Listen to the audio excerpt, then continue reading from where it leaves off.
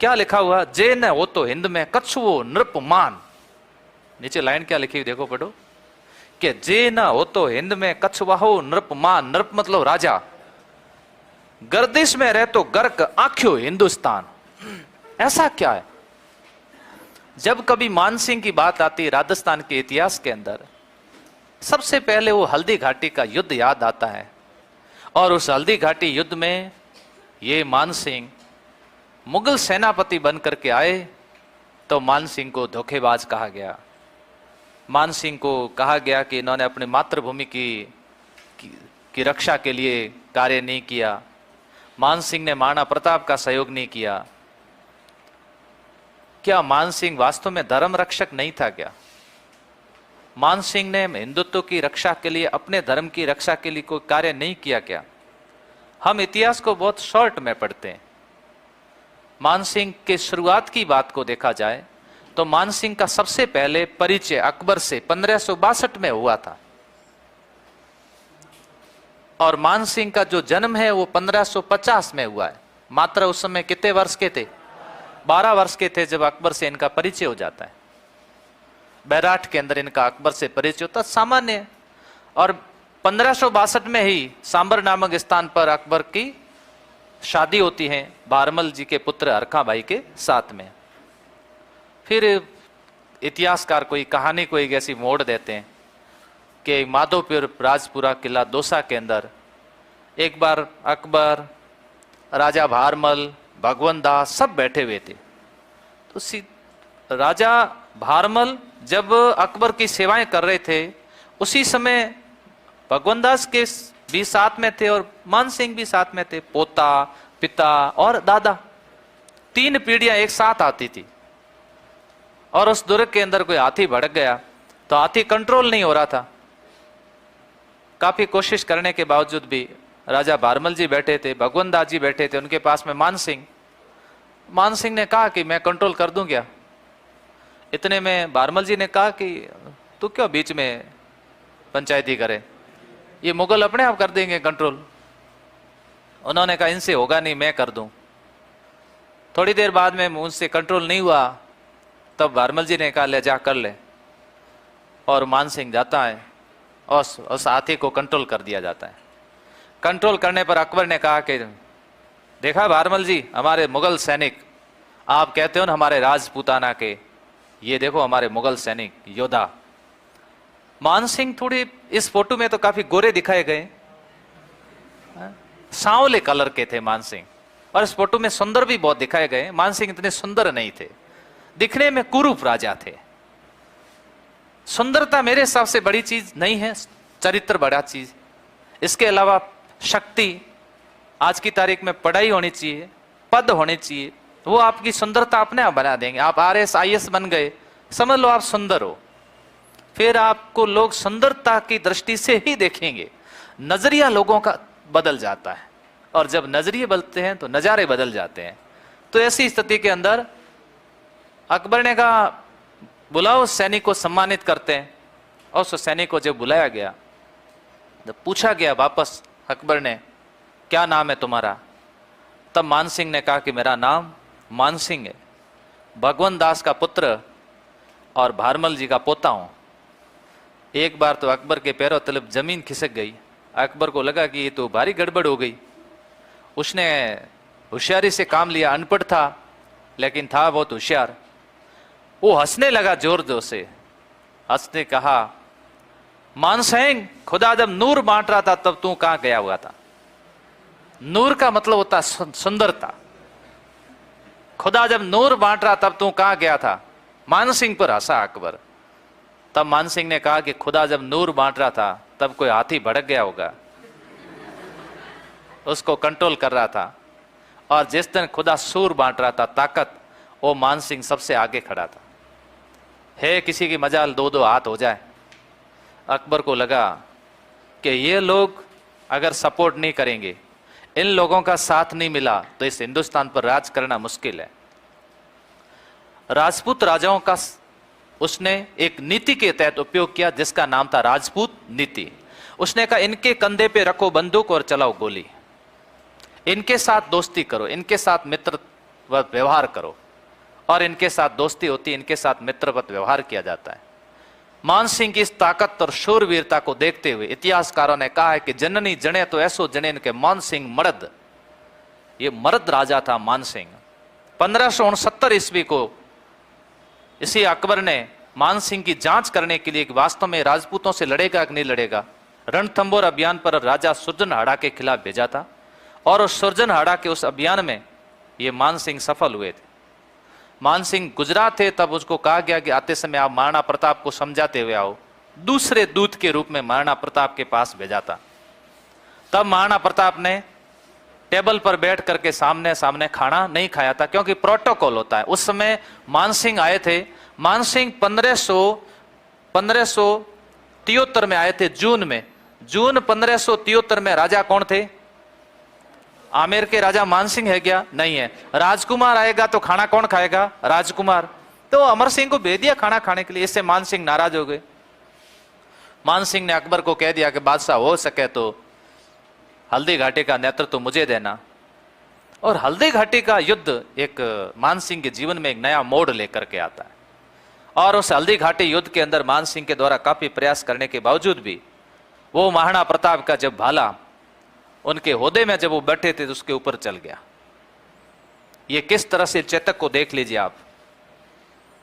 चेतक ने अपने पैर हाथी के सूंड पे रखे हुए, देख रहा चित्र आपको? हाथी के सूंड पे रखे हुए, ये चला हाथी को मॉनिटरिंग करने वाला। और इसके अंदर कौन है? ये मानसिंह है, होदे के अंदर। और ये महाराणा प्रताप ने ये भाला है, इस भाले से प्रहार किया था। मानसिंह होदे के अंदर जाकर के छुप गए थे। उस समय इस हाथी ने गड़बड़ कर दी। ये जो हाथी है, हाथी के सूंड के अंदर कटार ऐसे डाली होती थी, वो उसने हाथी ने क्या कर दिया, चेतक के दोनों पैर फ्रैक्चर कर दिए। और जैसे चेतक नीचे वापस पैर नीचे रखता है तो अपने आप को कंट्रोल नहीं कर पाता। कहा गया ना, घोड़ा आड़ा क्यों, पान सड़ा क्यों, रोटी जली क्यों, विद्या भूली क्यों। घोड़ा अड़ गया मतलब युद्ध नहीं होगा। कुछ इतिहासकार कहते हैं कि इस युद्ध में भी महाराणा प्रताप को बाहर निकलने में मानसिंह सही तरह से युद्ध नहीं लड़ा। इस बात को अकबर ने भी स्वीकार किया। अकबर ने मानसिंह की डोडी बंद करवा दी। अकबर ने कहा अगर मानसिंह तू चाहता तो ऐसा नहीं हो सकता था। महाराणा प्रताप आखिर बच कैसे गया? तुम्हारे पास में 80,000 की सेना और उसके पास में 20,000 की सेना, ऐसे कैसे हो गया कि महाराणा प्रताप बच गए? मानसिंह ने कहा कि महाराणा प्रताप बच गए नहीं, मैं बच गया। भगवान ने लाज रखी, ये तो ओहदे में छुप गया, नहीं तो वो भाला जो प्रहार हुआ था ना हमारे ऊपर, मौत को आंखों के सामने हमने देखा था। उसके बाद मानसिंह को राजपूताने में कभी नहीं लड़ाया। मानसिंह को कहा गया कि 1585 के अंदर तुम जाओ काबुल, अफगानिस्तान। अभी आपने तालिबान के मुद्दे सुने होंगे। तालिबान के मामले में अखबार में न्यूज आती थी उस समय कि आज भी वहां की महिलाएं जब बच्चे रोते हैं तो मानसिंह को याद करती है। आज भी वहां मानसिंह की लोरी गाई जाती है। मानसिंह मात सुनावे बालका, मात सुनावे बालका, खौफ नाथ रण गाथ। माता सुनाती है बालकों, खौफ नाथ रहो रण गाथ। यानी एक ऐसा खौफनाथ आया था जिसकी रण गाथा सुनाती है कि मात सुनावे बालका, खौफ नाथ रण गाथ। काबुल आज भी ना भूल्यो वो खांडो न वो हाथ। वो खांडो मतलब तलवार, वो हाथ आज भी नहीं भूला है। आज भी वहां की माताएं, बच्चा रोता चुप हो जा नहीं तो मानसिंह आ जाएगा। तो बच्चे कहते हैं हाँ मम्मी ठीक है, चुप हो जाता हूं।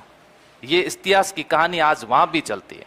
मानसिंह वहां से बदला लेते हैं यूसुफ जई रोशनियों से, और वहां पर 5 कबीलों का नाश कर देते हैं। और 5 कबीलों को मारने के कारण अकबर ने मानसिंह का ध्वज पंचरंगा किया था।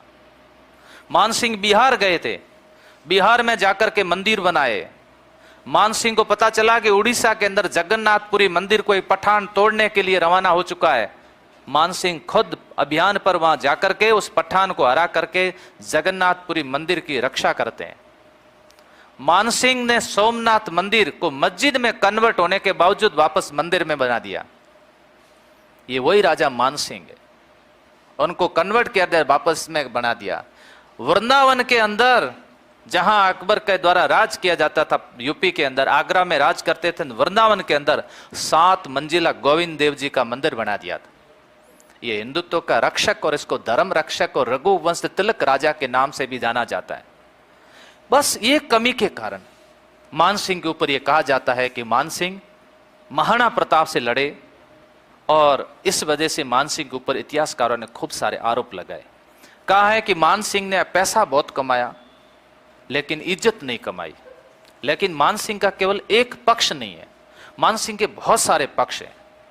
अकबर के समय में अगर सबसे प्रमुख योद्धाओं में से अगर किसी का नाम आता था टॉप लिस्ट में, अकबर का कितना बड़ा साम्राज्य था और उसके पास में सेनाओं की कोई कमी थी, टॉप लिस्ट में नाम में राजा किसका नाम आता था? मानसिंह का आता। काबुल 1585, 87 बिहार, 92 उड़ीसा, 94 बंगाल। बंगाल में 3 बार सूबेदार बंगाल के रहे, और जब वो बंगाल में थे तब वहां पर उनके 2 पुत्र दुर्जन सिंह, हिम्मत सिंह की मृत्यु हो गई थी। जगत सिंह की मृत्यु आगरा में हो गई थी। पीछे भाऊ सिंह ये जीवित रहे थे। तो मान सिंह ने जिस तरह से युद्ध का संचालन या मुगल साम्राज्य को बढ़ाने में अपना योगदान दिया, जहां गए मान सिंह वहां मंदिरों को निर्मित करवा के आए। ऐसा नहीं था कि मुगलों के द्वारा यह कहा गया है तो मस्जिदें बनाओ वहां जाकर के, ऐसा नहीं था। तभी इतिहासकारों ने मान सिंह के बारे में ये लाइन कही कि जे ने हो तो हिंद में कछु नरप मान। ये मान सिंह के बारे में कहा गया कि गर्दिश में रह तो गर्क आख्यो हिंदुस्तान। अकबर को भी इस बात का डर था कि अगर मान सिंह नाराज हो गया तो मान सिंह की मित्रता किसके साथ हो जाएगी? महाराणा प्रताप के साथ हो जाएगी। उधर चंद्रसेन वैसे ही नाराज है, महाराणा प्रताप, चंद्रसेन और मान सिंह 3 हो गए 1, तो समझो क्या होगा। लेकिन इतिहास भी इस बात का गवाह है कि राजपूत राजा एक नहीं हुए। राजपूत राजा एक बहुत कम युद्ध में होते थे। खानवा के युद्ध में एक हुए, इसके बाद एक सम्मेलन आया जिस सम्मेलन का नाम था हुरडा सम्मेलन। हुरडा सम्मेलन में जरूर एक हुए, बाकी में एक नहीं हुए। उसी समय, ध्यान से सुनना, उसी समय जब राज कर रहा था कौन? अकबर हिंदुस्तान का बादशाह था। और उसी समय आप देखिएगा, स्थिति देखिए कि उसी समय इस आमेर को देख लीजिए, सोने की तरह चमका दिया। जब हिंदुस्तान पर मुगलों का राज हुआ करता था तब आमेर के अंदर ये भव्य दुर्ग बन रहा था। क्या कोई दुर्ग बनाने देंगे? अकबर किसी को दुर्ग बनाने की अनुमति देगा क्या? नहीं देगा। ये भव्य दुर्ग बन रहा है। बताओ, यूनेस्को की विश्व सांस्कृतिक धरोहर सूची के अंदर इसको शामिल किया गया। आमेर महल और आमेर दुर्ग, मेरे हिसाब से अगर किसी ने अभी तक नहीं देखा तो उनको ये जाकर के देखना चाहिए कि उस समय इतिहास की कल्पना देखो। इन लोगों की भव्य और सुंदर महल बना दिया गया इस आमेर के महल को। और जब उस समय मुगल राज वहां पर है तो ये लोग इतने इनके गुलाम नहीं थे, इनके हाँ सपोर्टर थे, इनके मित्र थे और उस समय सहयोग किया था।